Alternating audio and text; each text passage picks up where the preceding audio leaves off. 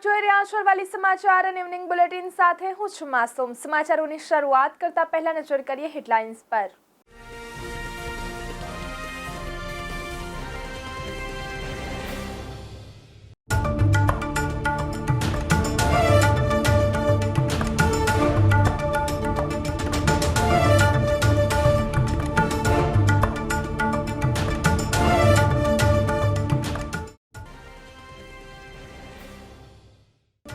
અરવલ્લી સાબરકાંઠા જિલ્લામાં છેલ્લા કેટલા સમયથી યુનિવર્સિટીની માંગ વધી। સાબરકાંઠા જિલ્લાની અલગ યુનિવર્સિટી મળી રહે તે માટે ચિંતન શિબિર યોજાઈ। ગુજરાતમાં ફરી એકવાર મેઘરાજા કરશે ધમાકેદાર એન્ટ્રી। આ જિલ્લામાં ભારેથી અતિ ભારે વરસાદનું એલર્ટ।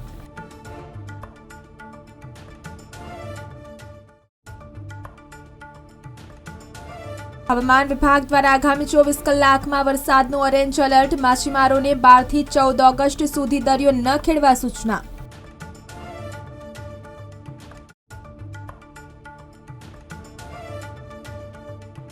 વાવાઝોડા જેવું આવી રહ્યું છે। બંગાળની ખાડીમાં થઈ મોટી હલચલ, પલટાઈ ગઈ ગુજરાતની આગાહી।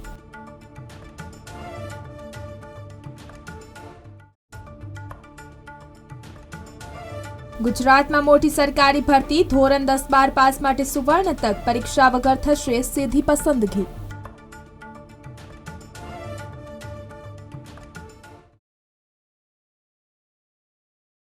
ગુજરાતમાં ફરી ભારેથી અતિ ભારે વરસાદની આગાહી કરવામાં આવી છે। હવામાન વિભાગે ગુજરાતના કેટલાક જિલ્લાઓને એલર્ટ આપી દીધું છે, તો સાથે જ બંગાળની ખાડીમાં વાવાઝોડાની શક્યતા છે। આગામી દિવસોમાં દેશભરમાં તેમજ ગુજરાતમાં ભારે વરસાદની આગાહી છે। રાજ્યમાં એક સાથે સાયક્લોનિક સર્ક્યુલેશન અને ટ્રફની સિસ્ટમ સક્રિય થઈ છે, જેના કારણે અમદાવાદ સહિત રાજ્યના વાતાવરણમાં પલટો આવશે। અમદાવાદમાં 40 કિલોમીટરની ઝડપે પવન ફૂંકાવાની સાથે હળવો વરસાદ પડવાની શક્યતા હવામાન વિભાગે વ્યક્ત કરી છે। રવિવારે અમદાવાદનું મહત્તમ તાપમાન સામાન્યથી 3.3 ડિગ્રી વધીને 35 ડિગ્રી અને લઘુત્તમ તાપમાન 2 ડિગ્રી વધીને 26.9 ડિગ્રી નોંધાયું હતું। આમ શહેરના વાતાવરણમાં મહત્તમ અને લઘુત્તમ તાપમાનમાં મળીને 5 ડિગ્રીનો વધારો થયો હતો। હાલમાં ઉત્તર પૂર્વ અરબી સમુદ્ર અને ગુજરાત નજીક દરિયાની સપાટીથી 3.1 કિલોમીટર ઉપર એક અપર એર સાયક્લોનિક સર્ક્યુલેશન સક્રિય થયું છે। તેની સાથે શનિવારથી ઉત્તર પ્રદેશ અને મધ્યપ્રદેશના પશ્ચિમ વિસ્તારમાં પણ એક અપર એર સાયક્લોનિક સર્ક્યુલેશન સાથે ટ્રફની સિસ્ટમ સક્રિય છે। આગામી 24 થી 48 કલાકમાં શહેરમાં વરસાદની ગતિવિધિમાં વધારો થવાની શક્યતા છે, તેમજ રાજ્યના વિવિધ વિસ્તારોમાં 30 થી 40 કિલોમીટરની ગતિના પવનો અને ગાજવીજ સાથે વરસાદી ઝાપટાથી લઈને હળવોથી મધ્યમ વરસાદ પડશે। અરવલ્લીમાં ડોનેશન પ્રથાને લઈને એબીવીપી દ્વારા વિરોધ। બાયડના વાત્રક મહાવીર નર્સિંગ સ્કૂલ સામે વિરોધ નોંધાવ્યો। 5,000 રૂપિયા યુનિફોર્મ પેટે લેવાતા હોવાનો આક્ષેપ કરાયો છે। વિદ્યાર્થીઓ પાસે ફીના નામે ડોનેશન ઉઘરાવ્યાનો આક્ષેપ કરાયો છે, તો એડમિશન માટે પણ મોટા પાયે ડોનેશન લેવાતા હોવાના આક્ષેપ કરાયા છે। અરવલ્લીમાં ડોનેશન પ્રથાને લઈને એબીવીપી દ્વારા વિરોધ। બાયડના વાત્રક મહાવીર નર્સિંગ સ્કૂલ સામે વિરોધ નોંધાવ્યો। 5,000 રૂપિયા યુનિફોર્મ પેટે લેવાતા હોવાનો આક્ષેપ કરાયો છે। વિદ્યાર્થીઓ પાસે ફીના નામે ડોનેશન ઉઘરાવ્યાનો આક્ષેપ કરાયો છે, તો એડમિશન માટે પણ મોટા પાયે ડોનેશન લેવાતા હોવાના આક્ષેપ કરાયા છે। વાત્રક નર્સિંગ કોલેજમાં વિવિધ વિષયોને લઈને આવેદનપત્ર આપવામાં આવ્યું હતું। તે આવેદનપત્રનું કોઈ પણ જાતનું નિરાકરણ ના આવતા વિદ્યાર્થી પરિષદે આજે ઉગ્રથી ઉગ્ર આંદોલન કર્યું છે। વિષયમાં ખૂબ પ્રમાણમાં ડોનેશન લેવામાં આવે છે। બાળકોના ટ્રસ્ટી ઓફિસમાં બોલાવીને બરાબર બંધ બારના પાછળ બાળકોના ગેરરીતે અપશબ્દો બોલવામાં આવે છે। હોસ્ટેલમાં સગાવાલા સંબંધીઓના બાળકો ફ્રીમાં રહે છે, એની પણ કોઈ પણ જાતની રજિસ્ટરમાં નોંધ થતી નથી। 5,000 રૂપિયા બુક્સના લેવામાં આવે છે, એની પણ કોઈ પહોંચ આપવામાં આવતી નથી।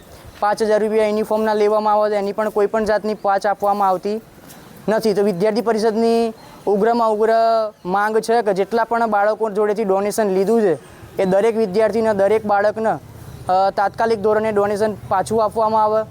વિદ્યાર્થી પરિષદની આ ઉગ્રમાં ઉગ્ર માંગ છે। ગુજરાતમાં આંગણવાડી કાર્યકર, મિની આંગણવાડી કાર્યકર, આંગણવાડી સહાયકની જગ્યાઓ માટે બમ્પર ભરતી થઈ રહી છે. આ જગ્યાઓ માટે અરજી પ્રક્રિયા શરૂ થઈ ગઈ છે. આ ભરતી માટે અરજી કરવા માંગતા લાયક ઉમેદવારો સત્તાવાર વેબસાઇટની મુલાકાત લઈને અરજી કરી શકે છે. આ ભરતી માટે અરજી કરવાની છેલ્લી તારીખ 30 ઓગસ્ટ છે. રસ ધરાવતા ઉમેદવારોએ આ તારીખે અથવા તે પહેલા અરજી કરવી પડશે. તમને જણાવી દઈએ કે આ ભરતી ઝુંબેશ દ્વારા 9000થી વધુ જગ્યાઓ ભરવામાં આવશે. હવામાન વિભાગ દ્વારા આગામી 24 કલાકમાં વરસાદનું ઓરેન્જ એલર્ટ આપવામાં આવ્યું છે. દક્ષિણ ગુજરાતના નવસારી, વલસાડ, દમણ અને દાદરાનગર હવેલીમાં વરસાદનું ઓરેન્જ એલર્ટ જાહેર કરાયું છે, જ્યારે ભરૂચ, સુરત, તાપી અને નર્મદામાં વરસાદનું યલો એલર્ટ જાહેર કરાયું છે. અમદાવાદમાં હળવા વરસાદની શક્યતાઓ છે. માછીમારોને 12 થી 14 ઓગસ્ટ સુધી દરિયો ન ખેડવા સૂચના અપાઈ છે. રાજ્યમાં 14 ઓગસ્ટથી ભારેથી અતિ ભારે વરસાદની આગાહી વ્યક્ત કરવામાં આવી છે. ગુજરાતમાં વરસાદ ખેંચાયા બાદ ફરીવાર મેઘરાજાની એન્ટ્રી થાય તેવી સંભાવનાઓ વ્યક્ત કરવામાં આવી છે. હવામાન વિભાગ દ્વારા આગામી 24 કલાકમાં રાજ્યમાં વરસાદનું એલર્ટ આપવામાં આવ્યું છે. દક્ષિણ ગુજરાતના જિલ્લાઓમાં આગામી 24 કલાક માટે વરસાદનું ઓરેન્જ એલર્ટ આપવામાં આવ્યું છે. રાજ્યના કેટલાક ભાગોમાં ગાજવીજ સાથે હળવા વરસાદની આગાહી કરવામાં આવી છે. અરવલ્લી સાબરકાંઠા જિલ્લામાં છેલ્લા કેટલાક સમયથી યુનિવર્સિટીની માંગ વધી છે, કારણ કે બંને જિલ્લામાં કુલ 290 કોલેજો આવેલી છે. આ કોલેજોના વિદ્યાર્થીઓને યુનિવર્સિટીનું કામ હોય તો 150 કિલોમીટર હેમચંદ્રાચાર્ય ઉત્તર ગુજરાત યુનિવર્સિટી પાટણ ખાતે જવું પડે છે. ત્યારે આ યુનિવર્સિટીની માંગને લઈ શામળાજીની કલજી કટારા આર્ટ્સ કોલેજ ખાતે અખિલ ભારતીય રાષ્ટ્રીય શૈક્ષિક મહાસંઘ અને બંને જિલ્લાના કોલેજ સંચાલક તેમજ આચાર્યોની ચિંતન શિબિર યોજાઈ હતી, જેમાં વધુમાં જણાવ્યું હતું કે ગુજરાત રાજ્યના મુખ્યમંત્રીએ પણ અરવલ્લી જિલ્લામાં આવી યુનિવર્સિટીની માંગને લઈ માંગ પૂર્ણ કરવા માટે જણાવ્યું હતું. ત્યારે અરવલ્લી તેમજ સાબરકાંઠા જિલ્લાને અલગ યુનિવર્સિટી મળી રહે તે માટે ચિંતન શિબિર યોજાઈ હતી. અખિલ ભારતીય રાષ્ટ્રીય શૈક્ષિક મહાસંઘમાં અરવલ્લી અને સાબરકાંઠા આ બંને જિલ્લાઓ વસ્તીની દૃષ્ટિએ પણ બહુ મોટા છે અને ટ્રાઇબલ વિસ્તાર પણ છે.